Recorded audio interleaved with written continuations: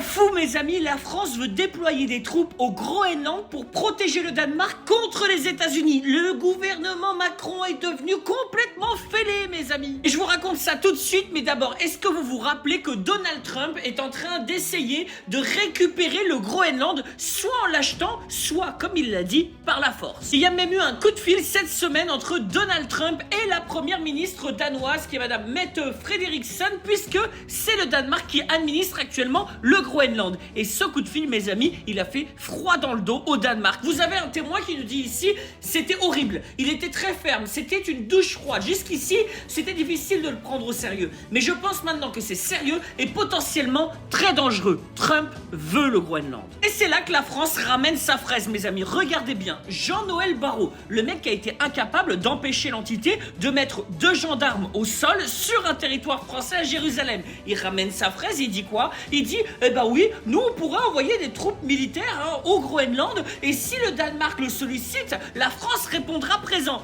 Jean-Noël, tu veux affronter les États-Unis d'Amérique? T'es sérieux? Mais frérot, déjà on a du mal à administrer certains territoires, t'as des flics qui se font renverser par des voitures tous les jours et tu veux aller te battre face aux États-Unis? Et le Danemark, mes amis, il a réagi très violemment. Ils ont décidé d'investir 2 milliards de dollars pour renforcer la sécurité dans les îles Féroé et au Groenland. Donc c'est très sérieux, mes amis, comme histoire, d'autant plus qu'au Groenland, en fait, les États-Unis, ce qu'ils veulent faire, c'est contrecarrer la Chine. La Chine, depuis maintenant près d'une dizaine d'années, investit au Groenland, notamment pour récupérer ce qu'on appelle des terres rares, qui sont des matériaux pour produire de la technologie. Moi, ce qui me fait quand même beaucoup rire, c'est d'imaginer Jean-Noël Barrot faire la guerre à Donald Trump.